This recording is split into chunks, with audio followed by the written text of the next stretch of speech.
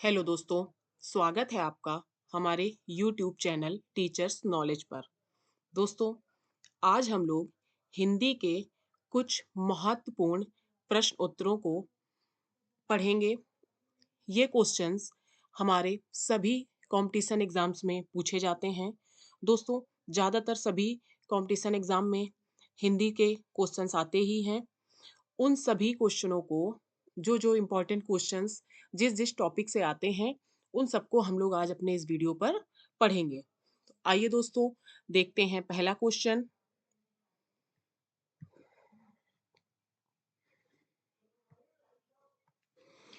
पहला क्वेश्चन है, हिंदी की मूल उत्पत्ति किससे हुई है? तो दोस्तों, हिंदी की मूल उत्पत्ति किससे हुई है? ऑप्शन है लौकिक संस्कृत, वैदिक संस्कृत, मगधी और सौरसेनी अपभ्रंश। तो इसमें हमारा सही आंसर होगा कि हिंदी की जो मूल उत्पत्ति है वो हुई है सौरसेनी अपभ्रंश से। ऑप्शन नंबर डी सही है। अगला क्वेश्चन है, भारत की प्रथम देश भाषा कौन सी है? तो दोस्तों, ये सब आप जानते होंगे कि भारत की प्रथम देश भाषा कौन सी है? पाली। दोस्तों देखिए, इसमें ऑप्शन है पाली, संस्कृत, प्राकृत या इनमें से कोई नहीं। तो देखिए दोस्तों, बहुत से लोग संस्कृत भी लगा सकते हैं कि हमारी प्रथम भाषा संस्कृत है, लेकिन नहीं। भारत की प्रथम देश भाषा कौन सी है? पाली। तो हमारा सही आंसर होगा ऑप्शन नंबर ए। अगला क्वेश्चन है, निम्नलिखित में से कौन सी भाषा संस्कृत पर अपभ्रंश है? तो देखिए दोस्तों, संस्कृत पर अपभ्रंश कौन सी भाषा है? पाली। Option number D.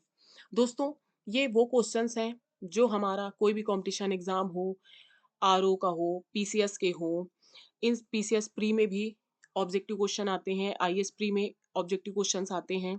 दोस्तों, टेट है, रीट है, बीपीएससी में, सब में हिंदी के जो ऑब्जेक्टिव क्वेश्चंस पूछे जाते हैं, उन सब में जो क्वेश्चन जिस टॉपिक से आते हैं उससे ही रिलेटेड हम लोग प्रश्न उत्तरों को अपनी सीरीज में पढ़ रहे हैं।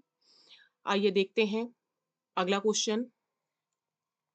भाषा के शुद्ध रूप का ज्ञान किससे होता है? भाषा के शुद्ध रूप का ज्ञान किससे होता है? व्याकरण से। दोस्तों, व्याकरण से ही हम लोगों को भाषा के शुद्ध रूप का ज्ञान होता है। ऑप्शन है इसमें लिपि और लिखित भाषा, नहीं दोस्तों, व्याकरण मेन क्या होता है, हम लोग किससे अच्छे से जान सकते हैं कि क्या चीज शुद्ध है? व्याकरण से। तो इसमें सही आंसर होगा ऑप्शन नंबर बी। अगला है, हिंदी में स्वतंत्र रूप से बोले जाने वाले अक्षर क्या कहलाते हैं? तो ये आप सब जानते हैं कि हिंदी में स्वतंत्र रूप से बोले जाने वाले अक्षर कौन से हैं? स्वर। क्या होते हैं हमारे? स्वर और व्यंजन। स्वर हमारे क्या होते हैं जो स्वतंत्र रूप से बोले जा सकते हैं। तो सही आंसर होगा ऑप्शन नंबर ए। अगला क्वेश्चन है, हिंदी भाषा में वे ध्वनियां कौन सी हैं जो दूसरी ध्वनियों की सहायता से बोली या लिखी जाती हैं? तो देखिए दोस्तों, जो स्वतंत्र रूप से बोले जाने वाले अक्षर होते हैं, जिनमें किसी की सहायता नहीं लगती, उसे हम स्वर कहते हैं। और जिनमें दूसरी ध्वनियों की सहायता लगती है उनको बोलने या लिखने में, वो हमारे क्या होते हैं? व्यंजन। जो स्वतंत्र रूप से बोले जाते हैं वो स्वर, और जिनको लिखने या बोलने में दूसरी ध्वनियों की सहायता लगे वो क्या होते हैं? व्यंजन। तो इसमें सही आंसर होगा ऑप्शन नंबर बी।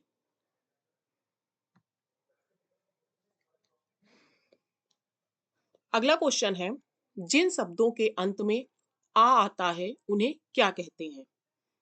जिन शब्दों के अंत में आ आएगा उसे हम लोग क्या कहते हैं? अकारांत। जिन शब्दों के अंत में आ आता है, ऑप्शन क्या क्या है? अनुस्वार, अंतस्थ, अयोगवाह, अकारांत। तो हमारा सही आंसर होगा ऑप्शन नंबर डी। जिन शब्दों के अंत में आ आता है उन्हें हम अकारांत कहते हैं। अगला क्वेश्चन है, हिंदी वर्णमाला में ऊष्म व्यंजन कौन से होते हैं? तो देखिए दोस्तों, हिंदी वर्णमाला में ऊष्म व्यंजन कौन कौन से होते हैं? ऑप्शन नंबर ए देखिए, श, श, स, ह। श, श, स, ह, ये हमारे कौन से व्यंजन है? ऊष्म व्यंजन। Option number A. दोस्तों, हिंदी के ये तो क्वेश्चन आंसर हैं, और टॉपिक भी जिनको हम लोग विस्तार से पढ़ते हैं, उसमें कुछ टॉपिकों को हम अपने वीडियोस में पढ़ चुके हैं। अगर आप लोगों ने वो टॉपिक नहीं देखे हैं तो आप हमारे चैनल की प्लेलिस्ट में जाकर देख लीजिएगा। और भी हिंदी के जो टॉपिक हैं जिनसे ये क्वेश्चंस बनते हैं उनको हम लोग अपने वीडियो में पढ़ेंगे। उनमें से बहुत से टॉपिक हम लोग पढ़ चुके हैं। अगला क्वेश्चन देखते हैं।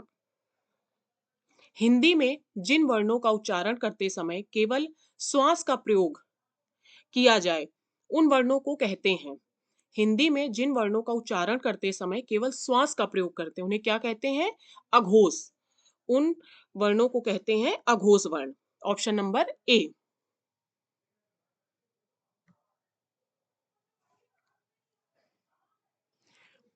या, रा, ला, वा व्यंजनों को क्या कहते हैं? देखिए दोस्तों, वहां पर क्या था कि ऊष्म व्यंजन किसे कहते हैं?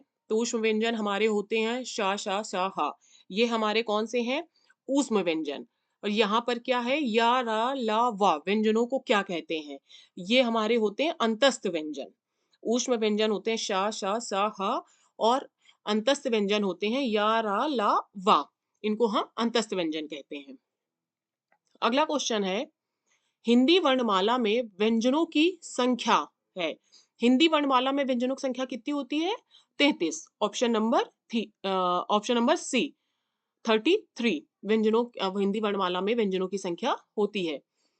अगला क्वेश्चन है, विचार में इक प्रत्यय लगाने से कौन सा शब्द बनेगा?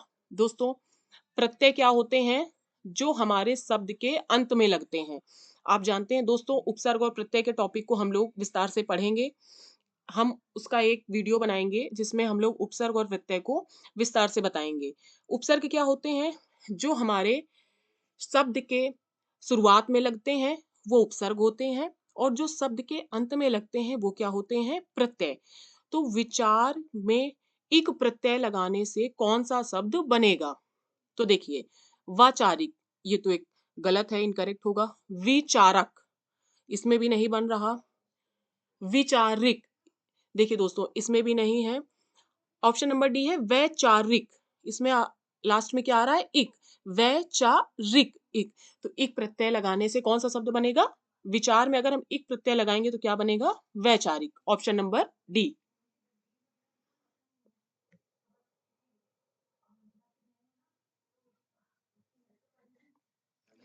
अगला क्वेश्चन है, लालटेन शब्द निम्न वर्गों में से किस वर्ग में आता है? तो दोस्तों, लालटेन शब्द हमारे क्या है? तद्भव, तत्सम, देशज, विदेशज, ये शब्द होते हैं। तो लालटेन जो है वो किस में आएगा? विदेशज शब्द में। विदेशज में। Option number D. अगला क्वेश्चन है, निम्नलिखित में से किस शब्द में उपसर्ग नहीं है? तो देखिए दोस्तों, उपसर्ग क्या है? जो शब्द की शुरुआत में लगते हैं, और प्रत्यय क्या है? जो शब्द के अंत में लगते हैं। तो इसमें उपसर्ग नहीं है। किसमें? अपरोक्ष, इसमें भी उपसर्ग होगा। अपवाद, इसमें भी उपसर्ग होगा। अपमान, इसमें भी। और क्या है? अपादान, इसमें उपसर्ग नहीं होगा। तो हमारा इसमें पूछा गया है कि किसमें उपसर्ग नहीं है? तो अपादान में उपसर्ग नहीं है, इसलिए हमारा सही आंसर क्या होगा? Option number B. अगला क्वेश्चन है, अत्याचार शब्द में कौन सा उपसर्ग है? अत्याचार, तो देखिए दोस्तों, इसमें कौन सा उपसर्ग होगा? अति उपसर्ग। अत्याचार में कौन सा उपसर्ग होगा? अति उपसर्ग। दोस्तों, जब हम लोग उपसर्ग और प्रत्यय का टॉपिक विस्तार से पढ़ेंगे तब हम लोगों को और अच्छे से समझ में आएगा कि कुछ उपसर्ग और प्रत्यय कौन कौन से होते हैं और कैसे पहचान सकते हैं। तो अत्याचार शब्द में कौन सा उपसर्ग है? ऑप्शन नंबर सी होगा अति उपसर्ग।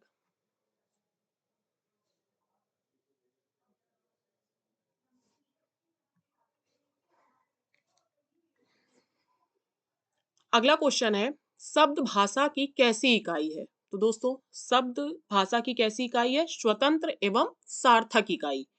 ऑप्शन नंबर सी हमारा सही होगा कि शब्द जो है वो भाषा की स्वतंत्र एवं सार्थक इकाई है। अगला क्वेश्चन है, अमीय का पर्यायवाची शब्द है। तो अमीय का पर्यायवाची क्या होगा? सुधा। अमी का पर्यायवाची होता है सुधा। तो इसमें कौन सा ऑप्शन सही होगा? Option number B. अगला क्वेश्चन है, दिन का पर्यायवाची शब्द नहीं है। दिन का पर देखिए, दिन का पर्यायवाची दिवस भी होता है, वार माने भी दिन होता है, वासर भी, और दीन। तो दिन का पर्याय इसमें पूछा गया दिन का पर्यायवाची कौन सा नहीं है, तो ऑप्शन नंबर बी दिन, ये हमारा दिन का पर्यायवाची नहीं है, तो सही आंसर यही होगा ऑप्शन नंबर बी।